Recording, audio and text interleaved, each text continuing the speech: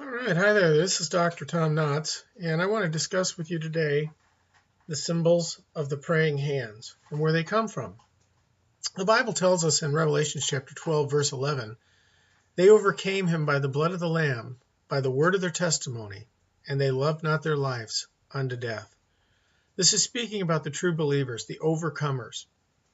Many people put their hands together in a fashion like this or like this when they pray, and they don't understand what that means.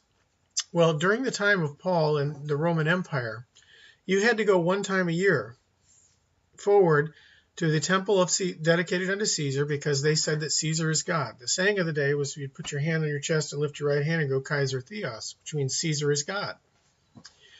But the Christian couldn't do that. And so one time a year, you had to go down to the temple. You had to take incense from off of a thing, walk forward. Well, first you would go into the temple and you would sign your book, the book stating where you were from, giving an account. They had one for each province. You'd sign your name, stating your allegiance to Caesar. Then you would take incense from a bowl, walk forward and throw it on an altar of fire. And then you would say Kaiser Theos and then pray to Caesar as God.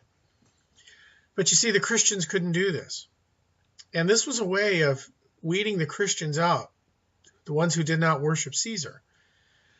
And it was a way of giving basically people to be fed to the animals for the arenas and to keep the bloody art of the arena at like Ephesus and in Rome, the Colosseum, the various places where they would do the tournaments. They would feed these people alive to them, or they would execute them when they had too many.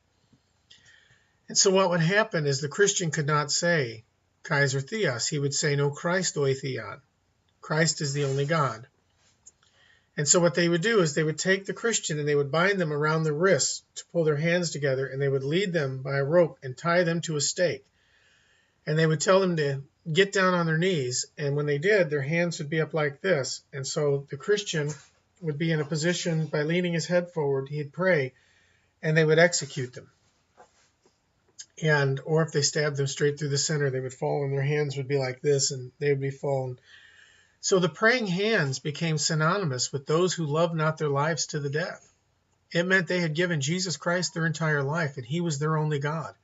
They would not compromise no matter what the world did.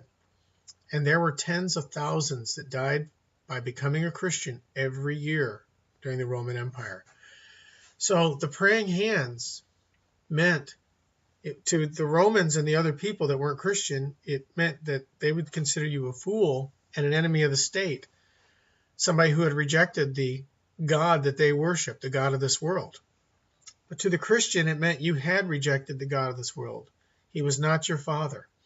But God the Father was your true Father, and Jesus Christ was your Lord and your Savior.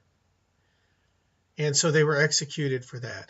So when you go to pray next time and you have this, remember, that means you've given your entire life to God to do with, and that you call upon him to receive your soul, and that you look for him as to be the one that provides, protects, and every second, every millisecond of your life is in his hands.